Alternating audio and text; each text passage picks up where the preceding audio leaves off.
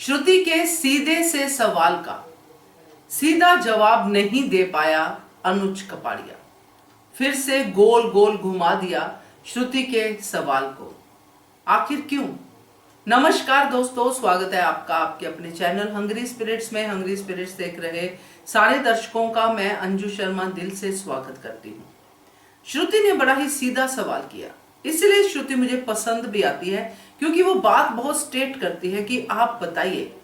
हाँ, हो सकता है इंसान आगे से क्लियर नहीं हो या जो भी है, मगर श्रुति की तरफ से सवाल स्ट्रेट आते हैं क्योंकि जितनी जल्दी क्लैरिटी होगी जीना उतना ही आसान होगा। चाहे अच्छा हो चाहे बुरा हो, मगर क्लियर होना चाहिए। इसलिए श्रुति ने सीधा सीधा सवाल पूछा क्योंकि जिस स्थिति में श्रुति ने अनुज को देखा था, अनुपमा का पल्लू पकड़े हुए खड़ा था और ऐसा लग रहा था कि अनुपमा अभी मिल जाए तो अभी दुनिया जो है अनुपमा के साथ अनुज बसा ले। मगर जब अनुज का जवाब सुना तो लगा कि ये तो फिर भाई गोल गोल घुमा रहा है, ये तो सीधा दे ही न रहा जवाब। तो बात करते हैं इसके ऊपर कि क्यों ऐसा अनुज कर रहा है। पहले वही निवेदन, जिन्होंने अभी तक चैनल को सब्सक्राइब नहीं किया है कर लीजिए, साथ में दोस्तों बेल आइकन दबाइएगा ताकि आपको हमारे वीडियोस के नोटिफिकेशन मिलते रहे। अब अनुज अपने माइंड में क्लियर होना चाहता है, हार्ट से तो वो क्लियर है कि मुझे अनुपमा के साथ ही जीना है। जैसा अनुपमा को बोलता था कि मैं तुम्हारे बिना मर जाऊंगा, मैं ऐसा हो जाएगा, मुझे वैसा हो जाएगा। मगर जब एक्चुअली हालातों को देखता है तो अनुज कंफ्यूज हो जाता है। मगर इस कंफ्यूजन को कहीं तो क्लियर करना पड़ेगा क्योंकि 5 सालों में आपने आद्या की नफरत को कम नहीं किया, बल्कि आज आप ये कहते हुए सुनाई दे रहे हो कि आद्या की नफरत कभी कम नहीं होगी। ऐसा ही कहा ना श्रुति से अनुज ने कि आद्या की नफरत तो कम नहीं होगी। इसका मतलब साफ है कि आप अनुपमा के साथ नहीं रह सकते। अगर आप इतना कन्विंस हो अपने आप से कि आद्या की नफरत कम नहीं करवा पाओगे या आद्या खुद नफरत कम नहीं कर पाएगी या कभी अनुपमा आद्या के साथ मिलेगी तो वो नहीं कर पाएगी, मतलब एक लाइन में क्लियर है कि आद्या की नफरत कम नहीं होगी, इसलिए अनुपमा आपके जीवन में नहीं आएगी। तो ये क्लैरिटी साफ है कि आप अनुपमा के साथ प्रैक्टिकली जीवन नहीं बिता सकते हो। आप दिल से अनुपमा से जुड़े हो, मगर उसका श्रुति क्या करे या आद्या क्या करे? आपको श्रुति को तो क्लियर बोलना ही पड़ेगा ना। आप बोलो श्रुति को, मगर श्रुति के एक के बाद एक सवाल, बहुत अच्छे सवाल थे उसके। उसने पहली बार पूछा कि आप जो है अनुपमा के साथ रहना चाहते हो, तो उसका कोई जवाब नहीं था।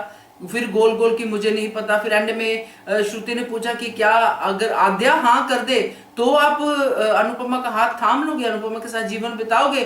तो श्रुति को एक टास्क दे दिया, भी आद्या नफरत करती है, उसकी नफरत तो कम होगी नहीं। तो मतलब पूरा जवाब फिर भी नहीं दिया। तो इस सारी कन्वर्सेशन से अब श्रुति ने जो समझा है वो उस हिसाब से अपना काम करेगी।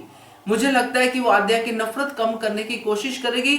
अनुज को वो टटोल चुकी है कि प्रैक्टिकली वो जो भी करता है वो आद्या के लिए ही करता है। श्रुति की इस बात का जवाब में भी अनुज कुछ नहीं कह पाया कि मैं भी क्या आद्या की वजह से ही हूं, जबकि सच्चाई यही है कि वो आद्या की वजह से ही श्रुति अनुपमा की जगह पे है, अनुज के जीवन में है। चाहे अनुज फ्रेंड कहता है चाहे कुछ भी कहता है, मगर श्रुति को जो जगह चाहिए वो तो अनुज नहीं दे पाया ना आगे दे पाएगा।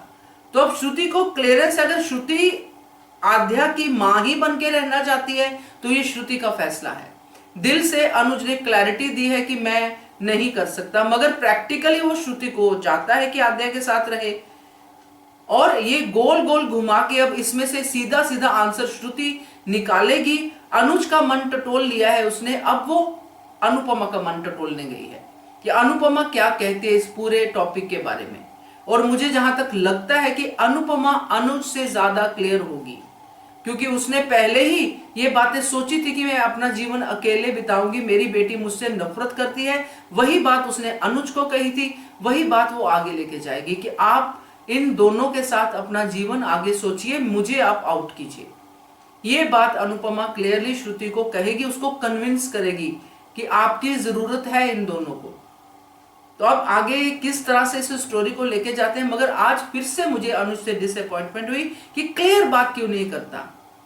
ये इतना कंफ्यूज है रिलेशनशिप्स को लेके कि अपने स्वार्थ को भी वहीं पे रख रहा है, अपने प्यार को भी वहीं पे रख रहा है।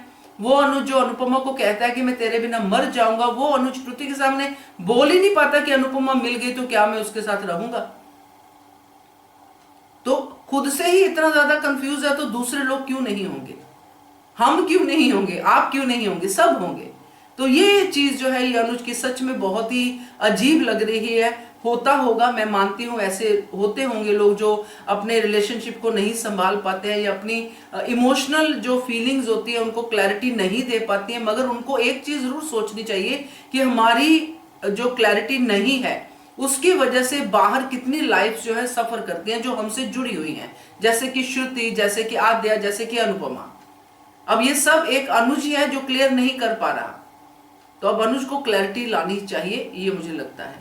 बाकी आप लोग भी बताइएगा आपने इस सीन को कैसे देखा, कैसे समझा, कमेंट सेक्शन में कमेंट कीजिएगा। देखते रहिए channel hungry spirits. Thank you so much. Subscribe to our channel by clicking the subscribe button. Click the bell button and enjoy the latest uploads from our channel.